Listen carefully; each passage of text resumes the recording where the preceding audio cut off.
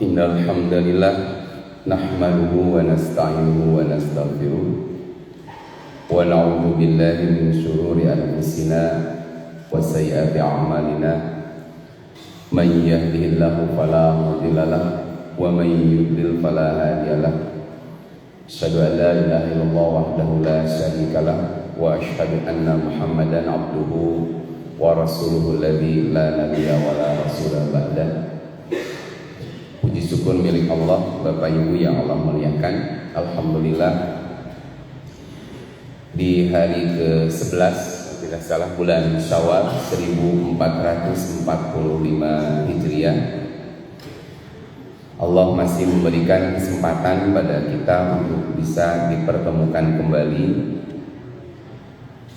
melanjutkan masih kita mencoba mengkaji kandungan juz 30 yang pada Ramadan yang lalu kita sudah sampai di surah Al-A'la. Insyaallah kita masuk sekarang di surat berikutnya, surah At-Tariq. Silahkan dibuka surah At-Tariq.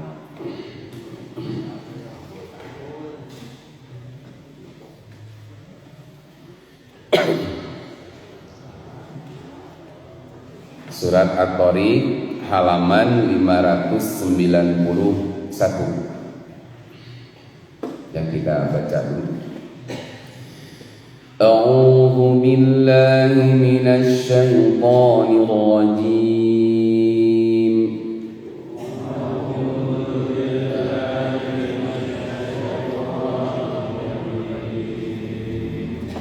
Bismillahirrahmanirrahim.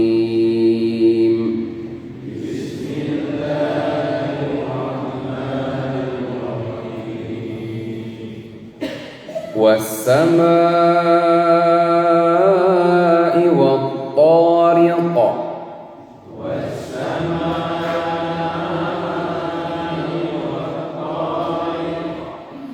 Wa ma adraka mat-tariq.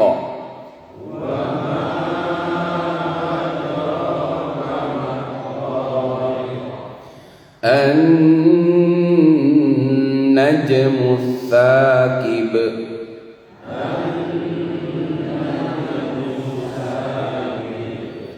In kullu nafsin lamma 'alaiha hafiz.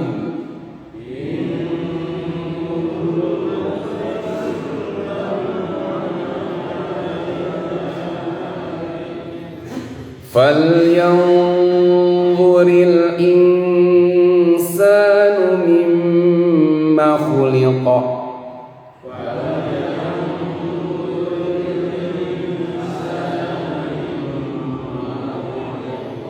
Khuliqa min ma'in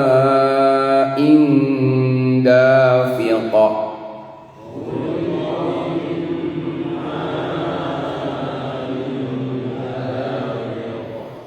Yakhruju min baini as-sulbi wat-tara'ib.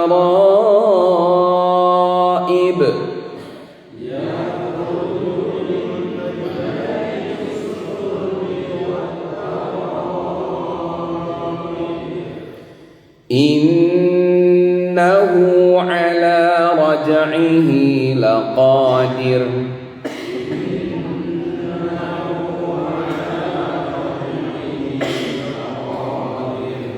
Yawma tubla as-sarair.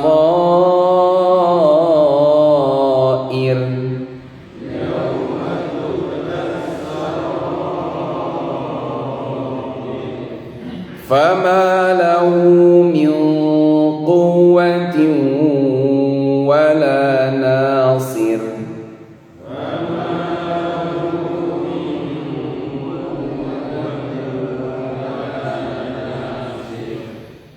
Was-samaa'i dzatir raj'.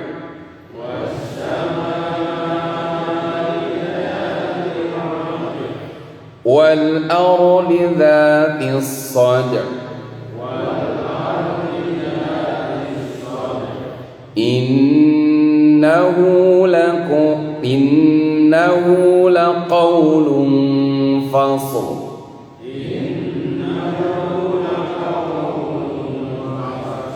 Wa ma huwa bil hazl.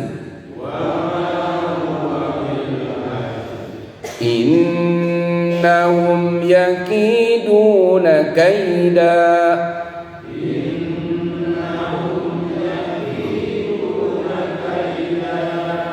Wa akidu kaida.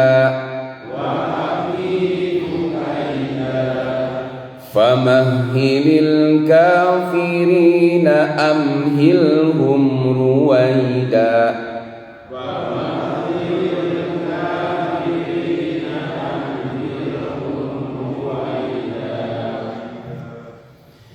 Ini surah At-Tariq. Surah At-Tariq dari urutan turunnya, surat At-Tariq ini surat yang urutan ke-36, turun setelah surah Al-Balad, sebelum surah Al-Qamar atau Iqtarabatis Sa'ah. Dulu ketika awal kajian kita pernah bahas, turunnya Al-Quran itu tidak seperti yang tercatat di dalam Al-Quran. Al-Fatihah dulu, Al-Baqarah dulu. Tapi turun Al-Quran itu ada nanti tartib nuzul berdasarkan turunnya, dan itu tidak berurutan seperti susunan mushaf. Tapi kemudian Rasulullah memerintahkan kepada sebagian sahabat yang saat itu mampu menulis, uktub hadza atau hadhihi bi surati hadhihi. Tulis ini pada surat ini, yang ini pada surat ini. Sehingga tersusunlah Al-Qur'an berdasarkan tartib mushaf. Jadi awalnya tidak turun seperti susunan mushaf, tapi turun dari mulai Iqra atau Al-Alaq, kemudian surat berikutnya. Nah, makanya secara urutan nuzul atau turunnya, surah At-Tariq ini nomor ke-36. Surat nomor ke-36 setelah surah Al-Balad, sebelum surah Al-Qamar. Jumlah ayatnya surat At-Tariq ini 17 ayat. Tentunya 17 ayat ini tidak dihitung dengan bismillahnya. Jadi jumlahnya tidak dihitung dengan bismillah. Nah, Allah mengawali surah At-Tariq ini hampir sama di juz 30. Banyak Allah mengawali dengan huruf qasam. Kita sudah belajar apa yang masuk qasam, yaitu sumpah. Kalau dari bawah dimulai dari wal asri. Kemudian ketemu lagi nanti wadduha, wal laili, kemudian wasyamsi. Kemarin juga Al-Balad juga sama, itu huruf qasam. Nah, sama sekarang Allah mengawali dengan huruf qasam, artinya sumpah. Was-samai wat-tariq, demi langit. Wat-tariq sering diterjemah yang datang pada malam hari.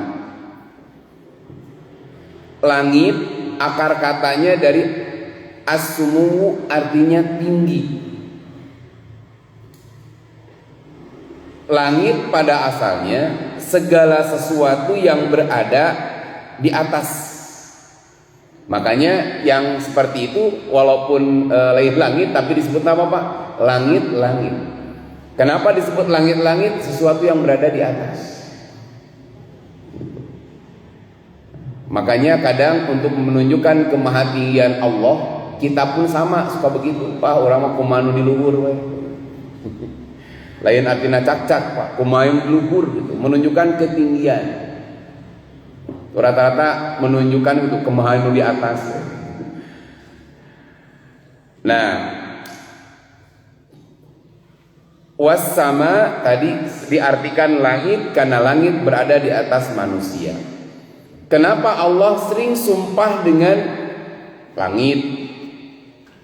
Kemudian nanti matahari, bulan gitu, fajar gitu. Karena menunjukkan sesuatu yang dahsyatnya, sesuatu yang luar biasa. Allah menjadikan hal itu jadi sumpah. Nah, kita pernah bahas ketika Allah mengambil sesuatu yang dijadikan sumpah, mesti sesuatu itu sangat luar biasa. Seperti wal asri demi waktu, wadduha demi waktu duha, wasyamsi demi matahari. Tiadalah Allah menjadikan sesuatu sebagai isi sumpahnya kecuali di situ menunjukkan sesuatu yang luar biasa, termasuk langit. Sedangkan at-tariq, tariq diambil dari kata toroko. Nah, artinya mengetuk. Toroko itu artinya mengetuk. Alat mengetuk disebutna mitrokoh. Makanya palu dalam bahasa Arab disebutna mitrokoh. Alat. Sataro galis. Alat untuk menggaris disebutna mistor. Nah, diurang jadi mistar. Diurang kadang-kadang dapat sok salah nyebut. Contoh, negara Indonesia itu disebutnya Jamrud Katulis Tiwa. Eta teh gara-gara orang nyebut bahasa Arab tidak fasih. Karena ningali terjemahannya. Jadi begitu. Yang betul garis Katulistiwa itu dari bahasa Arabnya khot. Khot itu garis, tulisan misalnya. Al-istiwa lurus. Khotul istiwa garis lurus. Karena khot kalau diterjemah atau alih bahasakan ke bahasa Indonesia pakai KH. KHA. Jadi dibaca nanti K, padahal apa? Khotul istiwa. Jadi katulis iwa tuh. Sudah nggak rusak ada Pak. Jadi tapi kita terima itu. Karena di kita sudah terbiasa dengan istilah salah. Istilah yang salah, bila sudah banyak orang yang memakai, maka menjadi biasa. Sesuatu yang sudah biasa dianggap benar. Siga tren halal bihalal. Sampai hari kemarin saya justru diundang oleh para akademisi unggul, para pendidik. Pendidik mah kunama mau pakai istilah salah ya. Tapi dah gitu Pak, dari mulai depan rektor, profesor kemarin anggar aja judulnya halbil. Karena halal bihalal itu terjemahnya apa Bu? Maaf maafkan. Pan teh Arab kapulon arti kawetan. Jauh gitu. Tapi dari ustaz mah Pak kudu ngadalilan, mata kahdirangan dalilna gitu.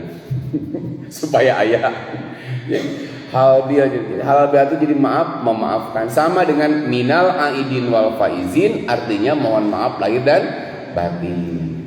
Tapi kebiasaan itu orang jadi salah sangka karena sering dirangkaikan seolah-olah minal aidin wal faizin itu mohon maaf lahir dan batin. Sekarang tren ganti taqabbalallahu minna wa minkum. Bawahnya ada tulisan mohon maaf lahir dan batin. Oh nu leres mah kieu artina teh anger we salah apa?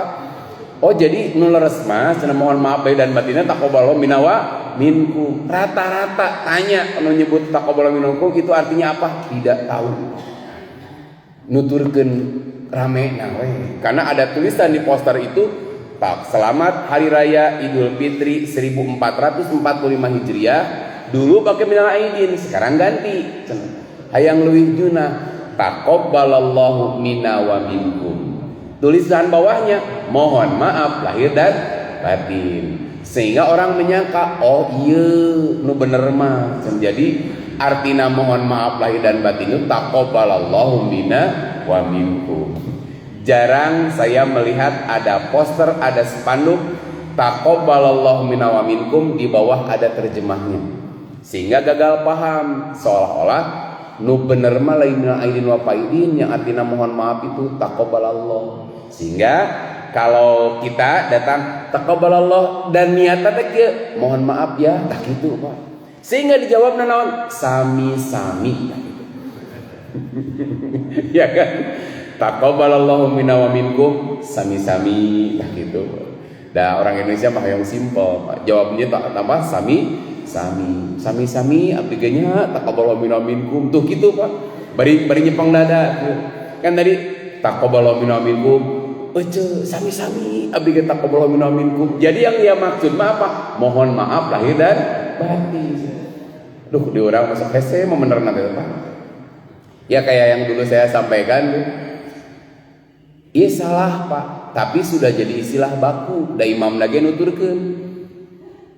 Allahu Akbar, asyhadu an la ilaha illallah, asyhadu anna Muhammadar Rasulullah. Nah, pan eta teh Pak, tulisanna ngajeblag di dinya teh Pak, iqomah. Dibacana mah angger komat. Sok komat. Padahal tulisanna Pak ngajeblag iqomah. Dibacanya apa? Komat. Salah tuh, pisan salahna gitu teh.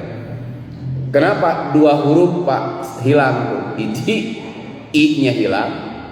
2 tamar butohna hilang, diganti make tak biasa jadi komat. Tapi dah geus jadi istilah kita, orang pun sudah paham. Mun orang Arab mah moal apaleun Pak komatena. Nah, makanya kadang istilah bahasa Arab kalau sudah masuk di Indonesia itu repot Pak, jadi salah.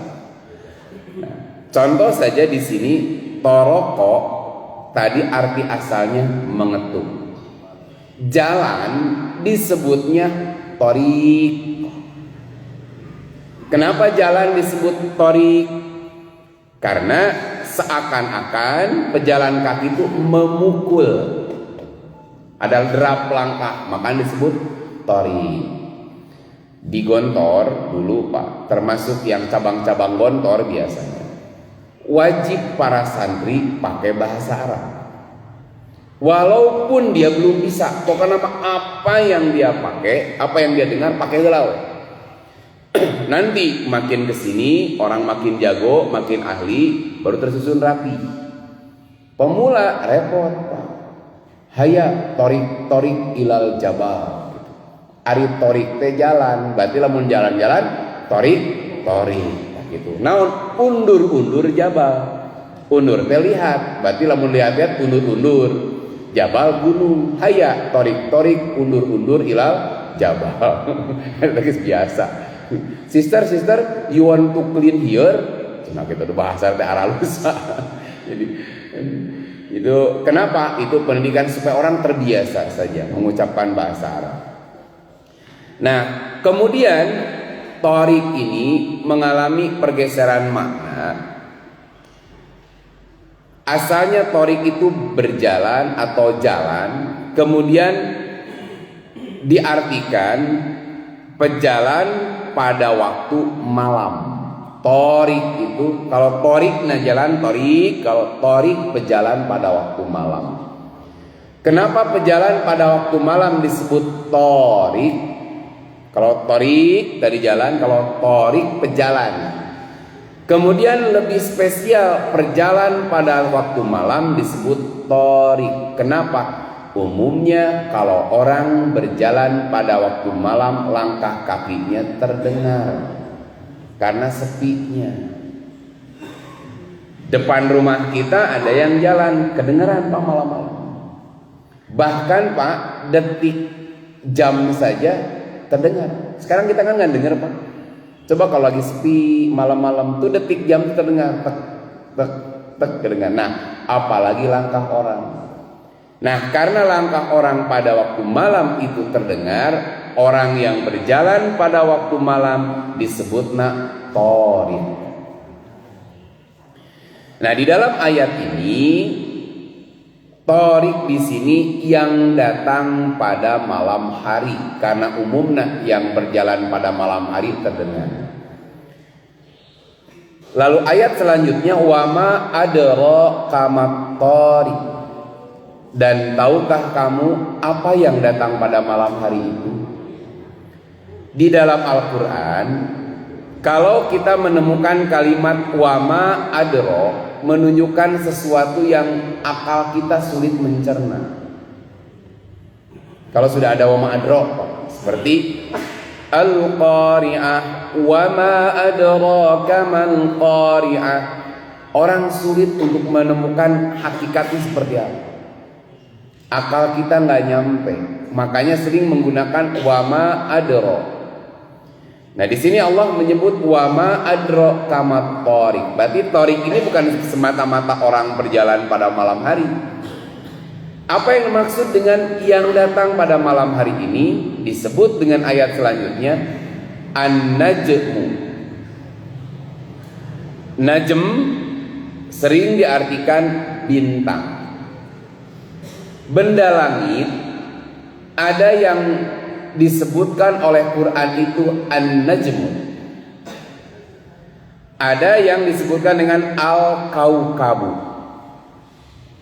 An-najmu ada nanti surat khusus wan najmi idza hawa ma dhalla sahibukum wa ma ghawa. An-najmu. Apa an-najmu itu? Secara arti asal, an-najm itu sesuatu yang muncul atau nampak ke permukaan. Nah sering diterjemah bulan, bintang, karena muncul atau nampaknya. Nanti apa bedanya an-najm dengan kaukab? Karena Quran ada seperti dalam surat Yusuf, ra'aitu isna asaro kaukaba. Ya bahasa nanti. Itu diartikan juga bintang. Kenapa Pak diartikan bintang oleh orang Indonesia? Sesuatu yang menyala pada gelapnya malam, tika jauhan membentuk segi lima begitu, cahaya dari kejauhan itu. Tiap-tiap yang bercahaya seperti itu, orang Indonesia nyebutnya naon Pak? Bintang. Sehingga aya di laut oke bintang Pak, bintang laut, anu bentuknya siga kitu. Padahal apakah cahaya bintang itu begitu? Tidak. Dikira-kira siga kitu diaranan menaon? Bintang. Padahal apakah bintang bentuknya begitu? Tidak. Sehingga Pak diterjemah ku barudak mah lamun ngagambar bintang pasti siga bintang laut. Karena itu terlihat dari jauh. Apakah begitu bentuknya? Tidak. Itu karena cahaya sorotan dari kejauhan, indra kita merekamnya bentuknya seperti itu, gambarkeun.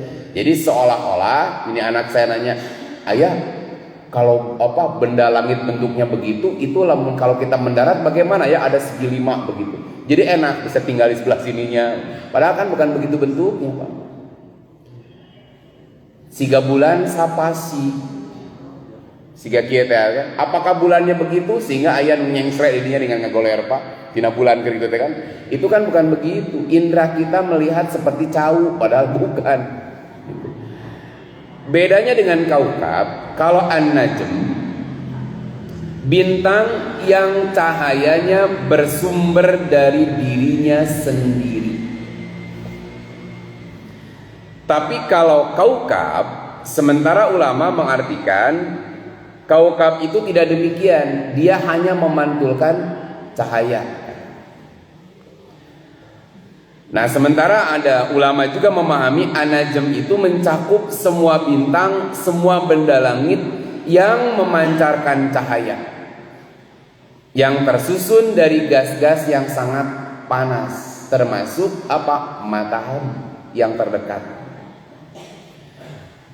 Kenapa tadi Allah bersumpah dengan langit dan datang pada malam hari, menunjukkan keluar biasaannya. Sampai ada ulama yang mengatakan manusia hanya mampu mengetahui 3% saja dari langit itu Pak. Baru 3%. 87% belum terjangkau. Komo Pak urang mah karek mengamati hilal we unggul jiga nanti sakit we Pak. Baru nyampe hilal. Kalau kita bayangkan matahari ini benda yang terbesar yang bisa kita indra, maka sesungguhnya ada yang ribuan kali besar, lebih besar daripada matahari. Buktinya apa? Dari jarak jutaan kilometer cahayanya masih kelihatan. Makanya disebutkan di sini an-najmu itu sifatnya as-sakib. Apa yang dimaksud sakib? Sakib dari takoba artinya melubangi, menembus sesuatu yang padat. Jadi arti as-sakib itu menembus sesuatu yang padat. Nah, sering diartikan as-sakib itu sinar tajam, karena sinarnya mampu menembus kegelapan malam sehingga kita bisa melihat dari bawah. Jadi as-sakib itu sinarnya yang tajam mampu menembus kegelapan malam. Bukankah kalau kita sedang malam itu Pak gelap pakai senter itu, senter itu cahayanya menembus kegelapan malam. Nah, bintang-bintang ini mampu menembus kegelapan malam. Bukti menembusnya apa? Kita bisa melihat. Bahkan orang-orang Arab saat itu bintang-bintang yang bersinar itu dijadikan alat pandu atau alat yang memandu di perjalanan waktu malam. Di laut sama kan dengan di padang pasir Pak, belum ada treknya. Dulu belum ada kereta api cepat Pak di Madinah menuju Mekah, Mekah menuju Madinah. Belum ada bus, belum ada jalurnya. Tapi kok bisa orang melakukan perjalanan dari Mekah ke Madinah? So Pak, ternyata pada jalannya belum ada. Kalau sekarang Pak ada jalurnya kan? Ada jalurnya. Google Map minimal gitu. Dulu kan seampar Pak, nggak ada jalan. Belum dibuat jalur. Tapi kenapa orang ternyata dari Mekah menuju Madinah sampai kota Madinah pada seluas itu? Apa yang mereka jadikan panduan Pak? Bintang-bintang. Pandai orang mah teka harti kumacarana gitu. Orang-orang dulu seperti itu. Termasuk para pelaut pun menjadikan bintang-bintang ini yang memandu dia di perjalanan. Nah, setelah Allah bersumpah dengan langit dan benda yang luar biasa, an-najm sakib, bintang yang bersinar tajam, in kullu nafsin lamma 'alaiha hafid. Setiap jiwa, setiap orang pasti ada hafid, penjaganya. Yang dimaksud hafadha artinya menjaga, memelihara. Jadi hafadha orang yang menjaga, memelihara. Jadi hafidho yahfadhu itu secara arti asal memelihara, menguasai, mengawasi. Hafid artinya hafal, yang melakukan pengawasan yang ketat, yang menguasai. Orang yang hafiz Quran, kenapa disebut hafal? Karena dia menguasai. Ciri menguasai apa? Dia bisa mengeluarkan ayat-ayat tanpa dia harus melihat mushaf. Di dalam Al-Quran Allah berfirman, inna nahnu nazzalna dzikra wa inna lahu lahafidun. Kami menurunkan Al-Quran dan kami yang memelihara, menjaga, mengawasi dengan ketat. Sehingga ada kesalahan sedikit pun Pak akan ketahuan. Andai kata mushaf hilang pun Pak, selama belum kiamat Quran masih ada di hati orang-orang beriman. Makanya Dulu Pak, dulu saya lulus SMA itu surat terpanjang itu Al-Qari'ah yang saya hafal. Itu panjang. Sudah keren Pak hafal Al-Qari'ah. Sekarang itu anak SD itu rata-rata juz 30 hafal. Eta ge nu ngaji. Jeung nu MI lah, kalau MI atau ngaji rata-rata juz 30 hafal.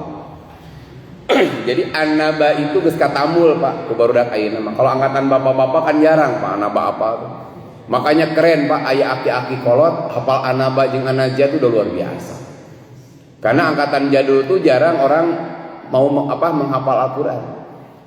Biasanya yang dihafal paling per menjadi bahasa abdi pada per proyek Pak. Naon? Yasin, eta pasti apa. Jadi kan dulu mah nu maot Yasin, nu ngabangun rumah Yasin, nu ngawinkeun Yasin gitu kan. Dulu mah Yasin teh sebagus mata apal. Sekarang mah aya saingan naon Ar-Rahman. Nah, jadi sekarang kan panjang teuing Ar-Rahman mah Yasin mah bisi naon kaburu salatri matak diganti naon Pak. Yasin urusan kematian, tapi kalau syukuran Ar-Rahman. Sigana kemun panjang teuing kurang ganti make Al-Bayyinah gitu. Di tereng ngopina teh gitu. Saya juga pernah saya sampaikan, teteh sahanu ngamimitian kenapa mesti Ar-Rahman sehingga jadi paket Pak, lamun siraman kudu maca Ar-Rahman. Ar-Rahman paket nanti Pak Luqman gitu. Saya nggak mengatakan salah atau tekengeng kan eta mimitina teh saha ieu. Kenapa maca Ar-Rahman da maca Al-Kahfi ge kengeng mun Ustaz panjang eta masalahna teh. Kenapa tidak Al-Kahfi panjang? Nah, di sini in kullu nafsil lamma 'alaiha hafid. Kalau di ayat yang lain seperti surah Ar-Ra'd ayat ke-13 Allah berfirman, lahu mu'aqibatun min baini yadayhi wa min khalfihi yahfazunahu min amrillah. Apa yang dimaksud dengan in kullu nafsil lamma 'alaiha hafid? Nanti ditafsirkan dengan ayat yang lain surah Ar-Ra'd ayat ke-11. Bagi manusia ada malaikat-malaikat yang selalu mengikutinya secara bergiliran di hadapan dan di belakangnya.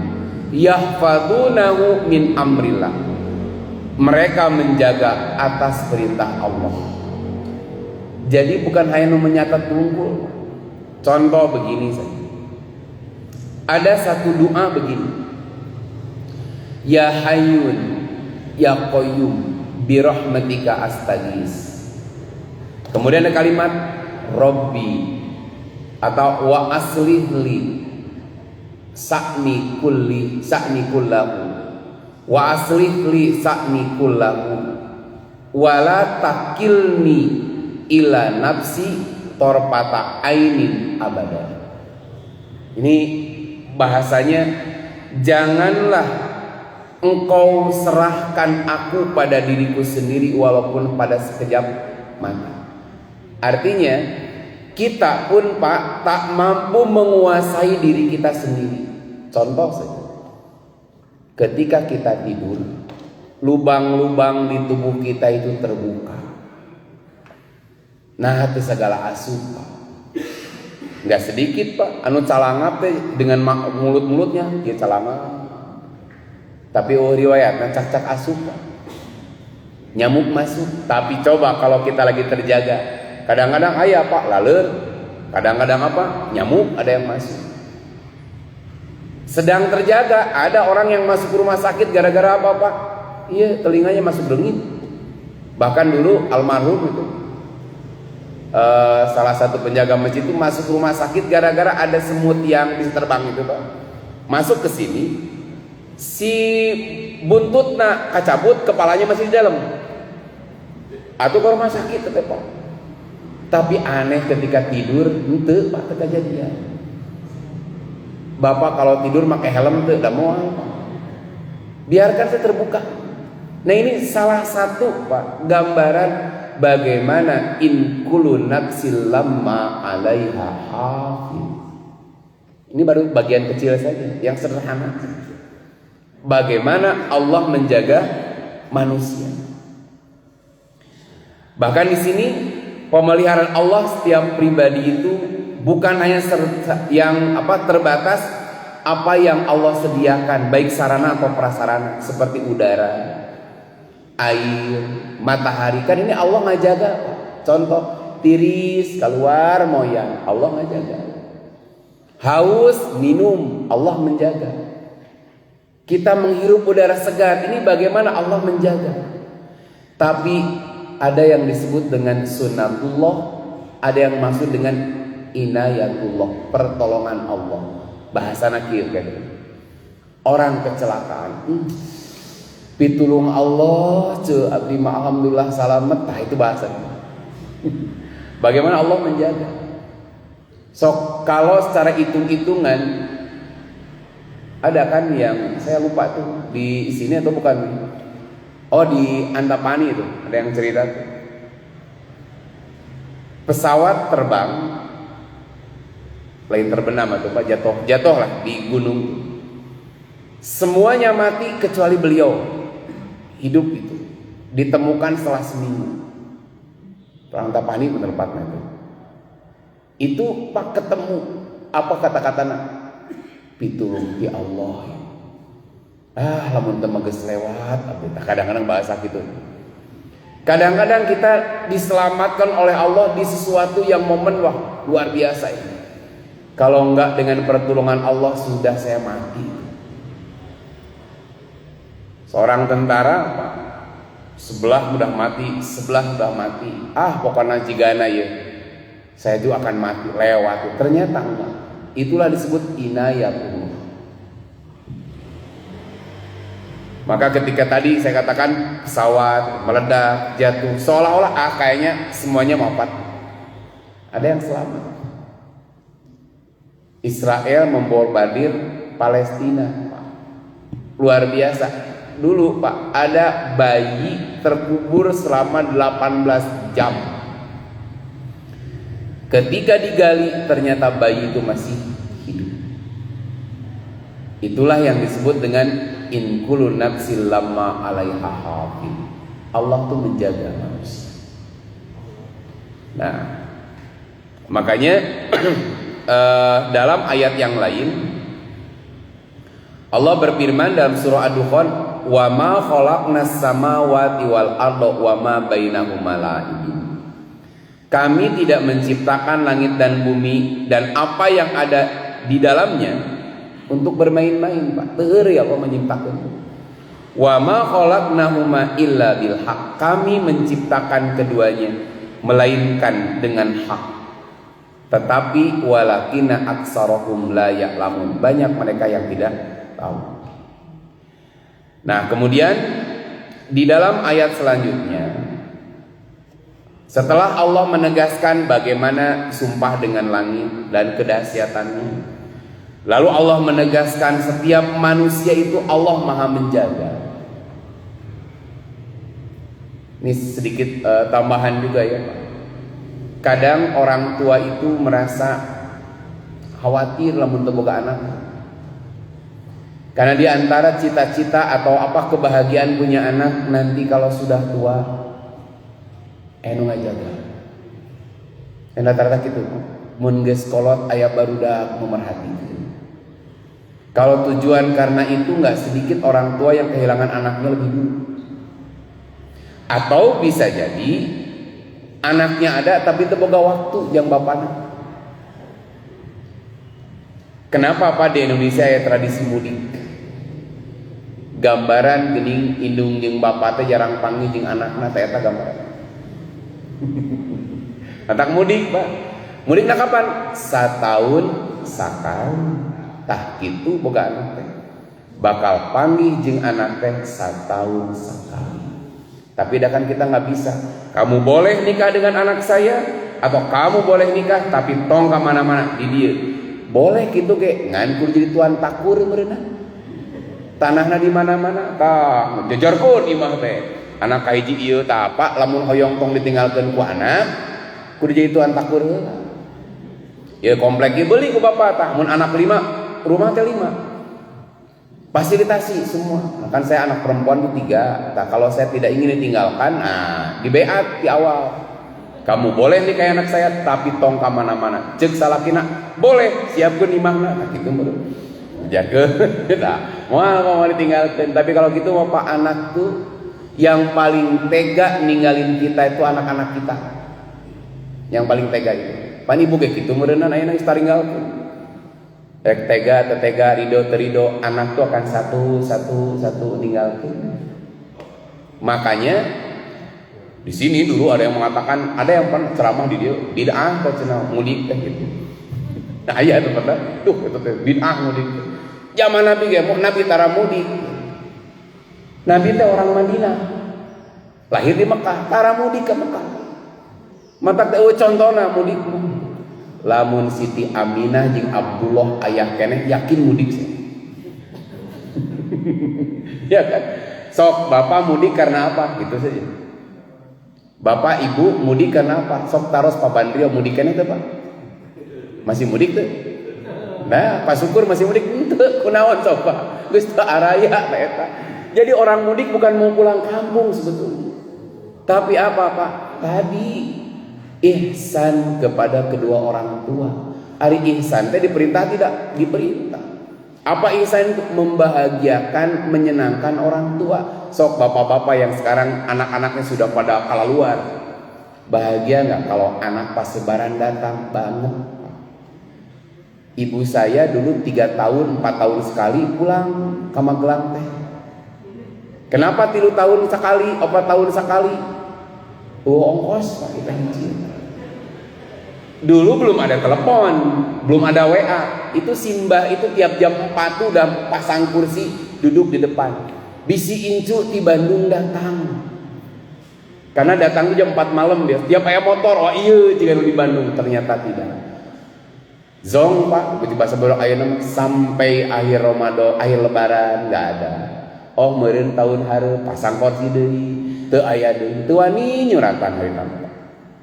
Paling itu nyuratan teu sono ka kolot kitu istilahna. Ye nah teu balik wae, tah teu wani ngajawab deui urang teu boga ongkos teh.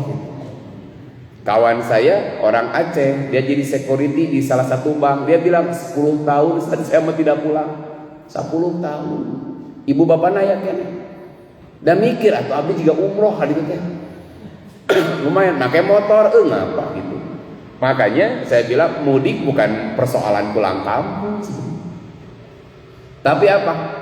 Ihsan, membahagiakan kedua orang tua. Makanya hadisnya orang hadisan Pak bisa dianggap bid'ah. Man zara akhahu fillah. Siapa yang mengunjungi saudaranya karena Allah. Nada munadin. Malaikat yang ada di langit itu mendoakan antibta wa toba mamsaka wa tabawakta minal jannati manzila. Engkau sungguh sudah berbuat baik.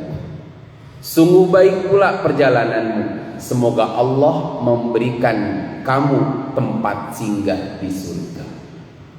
Gitu Pak. Eta teh mengunjungi saudara, apalagi orang tua.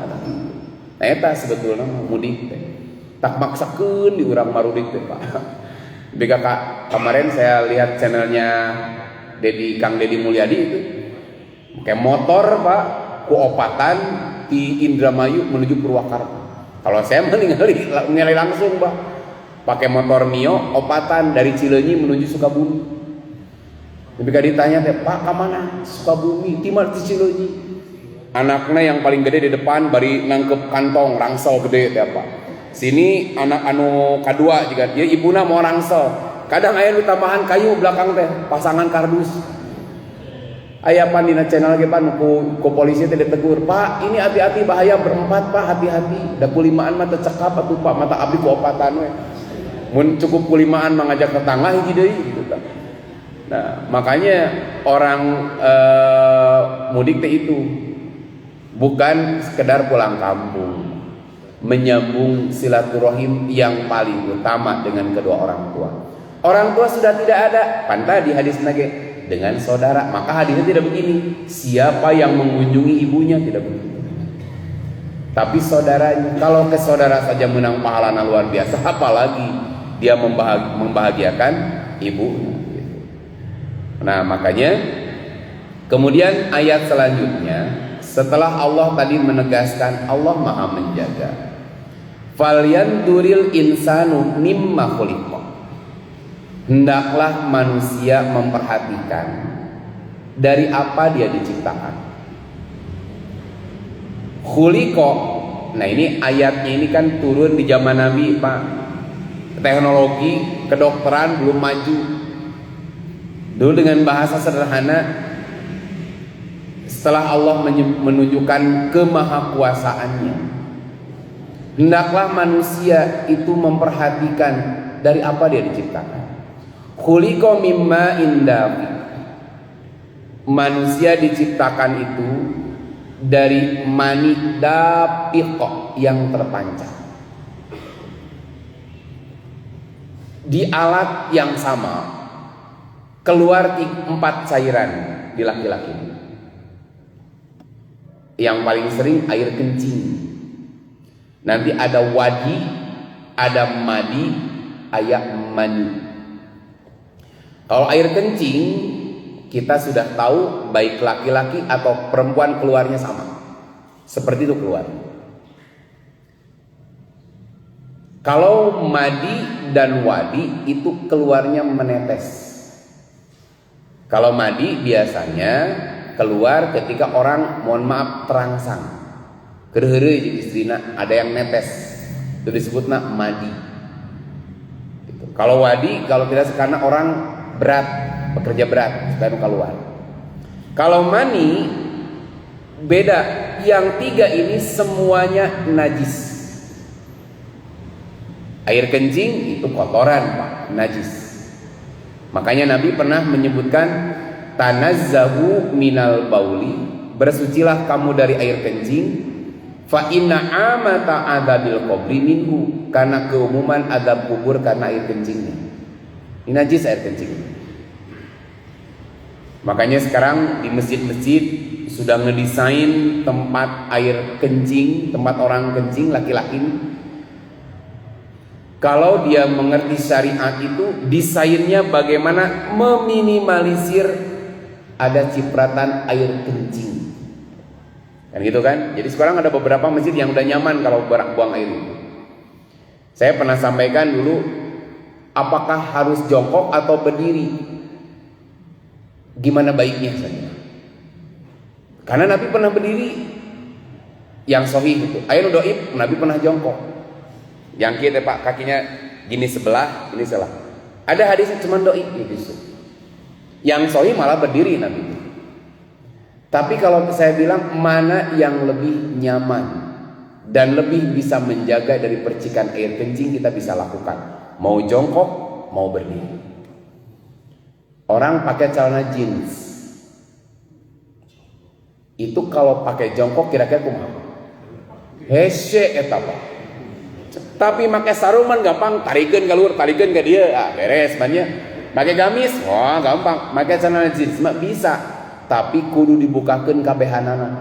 Buka kabehanana, gantungkeun. Lamun aya gantungan, masalahna teu sadayana aya gantungan.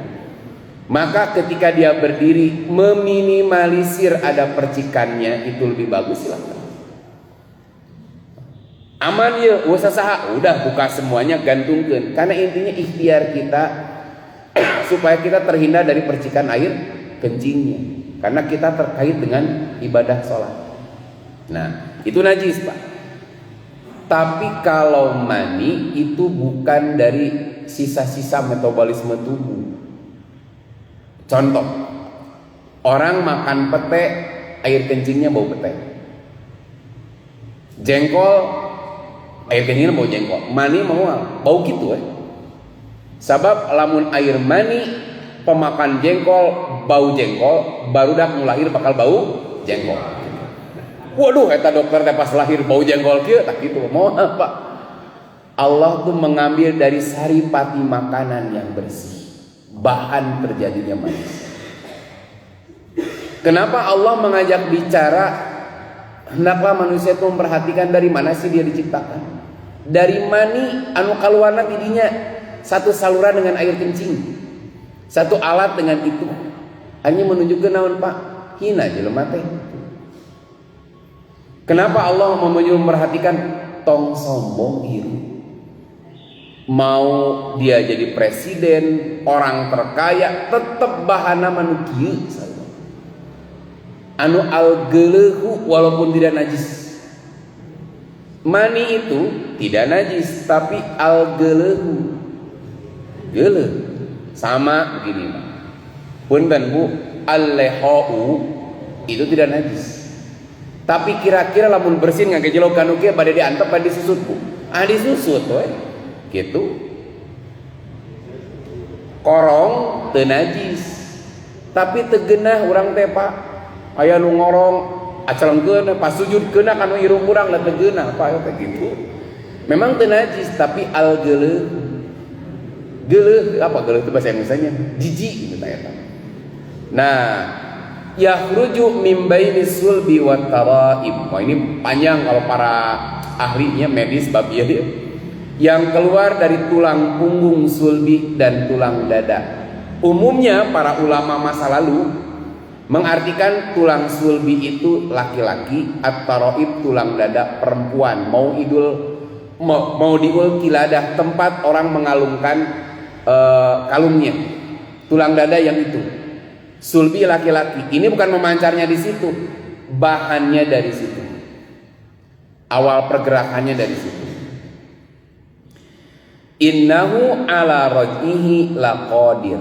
Nah, kenapa Allah mengajak bicara dari apa sih kamu diciptakan? Dari air yang memancar. Karena di sini innahu ala raj'ihi laqadir. Sungguh Allah benar-benar kuasa untuk mengembalikannya hidup setelah mati. Nah, ini terkait orang-orang yang tak percaya akan ada hidup setelah mati. Kalau yang hidup saja Allah ciptakan dari yang mati, apalagi menciptakan atau membangkitkan yang mati yang sebelumnya hidup. Sekedar tulang belulang itu sudah ada bentuknya. Kamu manusia, Bapak pernah lihat Pak sel sperma seperti apa bentuknya? Siga burui atau buyur Pak? Buruinya. Kitu tah buleut aya buntutan. Kok bisa juga kieu aya tah? Sok nupi kasepeun jeung goreng patut sarua spermana mah kitu. Bauna sarua. Bentukna sama.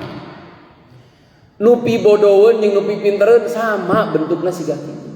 Kok setelah bersatu dengan sel endog Pak, sel telur membentuk jadi zigot, kemudian tumbuh jadi janin, kok jadi beda dari yang asalnya tidak berbentuk bulat bentuknya gini Pak, membelah. Kalau kita lihat kan asalnya bulat gini Pak, membelah saya teh jadi kepala, jadi tangan, jadi kaki. Maka ada yang menyebutkan Pak asalnya bentuk tuh dari tulang ekor disebutnya sulbi. Makanya katanya kalaupun manusia mati dikubur tulang ekor itu tetap ada. Itu bahan pembentuknya. Dari situ bercabang. Jadi seperti apa yang kita saksikan sekarang. Nah, ketika manusia mati jadi tulang belulang, bentuknya aya keneh, Allah mudah menciptakan atau membangkitkan kembali. Contoh saja gini. Saya pernah ngobrol sama seorang polisi, apa sih pada tukang otopsi tanya, dokter polisi lah, forensik. Dia cerita ke, nih ada 5 orang nih, sudah jadi tulang belulang, diaur-aur Pak, itu bisa disusun kembali Pak. Ini tulang yang ini tulang yang ini, itu bisa disusun. Bahkan dulu, kalau tidak salah Pak Bahar yang menyampaikan dia, ketika mayit itu bisa berbicara, dulu teka harti. Ternyata Pak mayit itu bagi polisi bisa memberikan kabar berita. Naon? Tingali mayit itu. Kalau dia keluar ulet, oh dia mautnya tanggal sakit. Kalau keluarnya serangga ini, matinya tanggal segini. Itu baru dilihat dari situ Pak. Belum lagi diotopsi. seolah-olah memberi kabar. Oh iya mautna karena ini, mautna karena ini. Makanya kemarin tuh lamun tekana apalah gitu, kasus Mirna itu nggak serumit itu kata dokter. Ya nggak serumit itu. Sebenarnya nama. Nah, orang otopsi itu seolah-olah mayit bisa berbicara, memberikan informasi. Karena Pak, manusia itu bahasa orang menurut saya softwarenya itu. Kalau Allah mampu membentuk manusia dari yang tidak berbentuk jadi berbentuk, apalagi dari yang sudah ada bentuk. Allah lebih mampu membangkitkan manusia sebagaimana Allah mampu menciptakan manusia yang sebelumnya tidak ada. Kemudian yauma tublas sarair, pada hari itu ditampakkan segala rahasia. Karena sabu genep Pak, ini baru sampai ayat ke-9. Insya Allah bersambung bulan yang akan datang. Apa yang dimaksud dengan yauma tublas sarair? Jadi seperti apakah Allah nanti menggambarkan, membongkar rahasia manusia? Insya Allah bulan yang akan datang. Karena tacan tamat, jadi mual ayat pertarosan. Kewe pos tamat. Itu saja yang bisa disampaikan. Mudah-mudahan kita bisa dipertemukan kembali. Aku qouli hadza wa astagfirullahaladzim. Assalamualaikum warahmatullahi wabarakatuh.